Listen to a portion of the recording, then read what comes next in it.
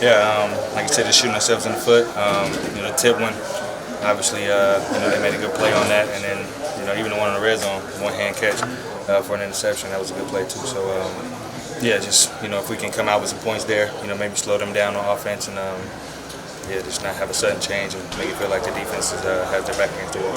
Keenan, Durham said that this game was on the defense and they did shit. The bill was on them for allowing 23 points in the first half.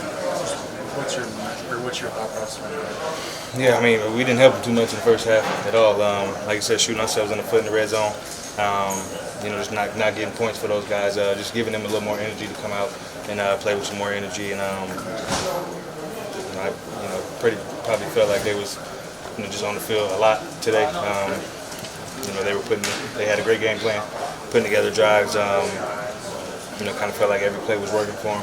So yeah, we just gotta on offense try to slow them down, get some points on the board, and help the defense. Do you feel like the short week kind of helps you guys, especially after a loss like today, be able to just regroup quickly and then come out on the field and play on Thursday? Yeah, a little short memory, but just want to learn from. We got to be able to dig ourselves out of that hole.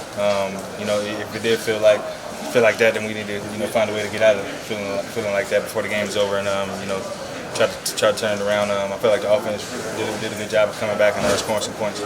How tough does it become for you guys when you're in that hole and you have to get a little predictable when you're down 20-3? It's tough. Very tough for the O-line. Obviously, pass play, damn near every play we gotta go for it, and the D-ends, the D-tackles, linebackers, they start hunting in, so it's definitely tough for them. The onslaught of injuries, how do you not let that become demoralizing? Just next man up. You got to keep playing.